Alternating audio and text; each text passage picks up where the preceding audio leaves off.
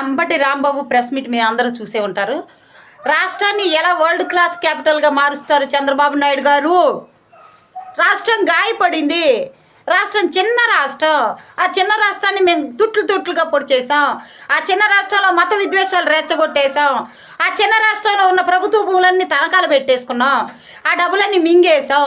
రాష్ట్రంలోకి అడుగు ఎవరన్నా పక్క రాష్ట్రం వాళ్ళు పెట్టాలంటే అమెరికాకో విదేశాలకో వెళ్ళినట్టు వీసా కావాలన్నట్టు మా పర్మిషన్ కావాలని చెప్పి పక్క రాష్ట్రాలన్నింటినీ విదేశాలలో నుంచి వచ్చే పెట్టుబడిదారుల్ని అందరినీ కూడా బెంబేలు ఎత్తించి మన రాష్ట్రంలో ఉన్న పెట్టుబడుదారులను కూడా తరివేశాం. కంపెనీలను తరివేశాం.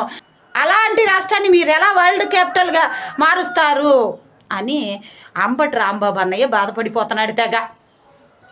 రాంబాబు అన్నయ్య నువ్వేం బాధపడాల్సిన పని లేదు.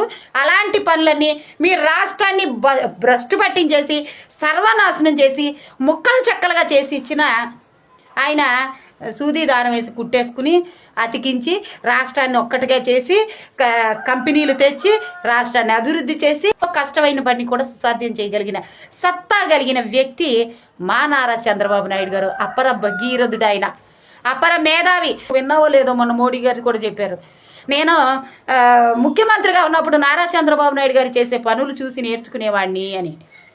ఇక్కడే నీకు అర్థం కావాలి మా బాబు గారి సత్తా ఏంటో. మీరేం బాధపడద్దు రాంబాబు అన్నయ్య.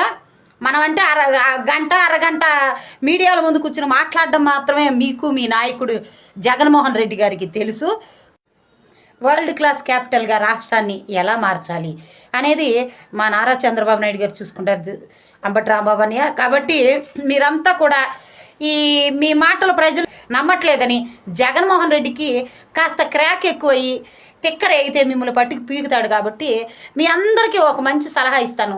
చిడతలు కొనుక్కొని తాడేపల్లి ప్యాలెస్ వెళ్ళి జగన్మోహన్ రెడ్డి చుట్టూ చేరి, సార్ మీరే ముఖ్యమంత్రి అవుతారు, మనమే ముఖ్యమంత్రి అవుతాం, మనం చెప్పిన మాటలు ప్రజలు నమ్మేశారు అని చెప్పి ఆ చిడతలతో చెక్క భజన చేసుకుంటా జగన్మోహన్ రెడ్డి పబ్జీ ఆడుకుంటారు. మీరేమో అజీలంతా చుట్టూ చేరి తాడేపల్లి ప్యాలెస్లో ఉన్న పిచ్చోడిని శాంతింపజేస్తూ మీరు కూడా సుఖంగా ఉంటారని కోరుకుంటూ సెలవు తీసుకున్న మీ అస్లేట్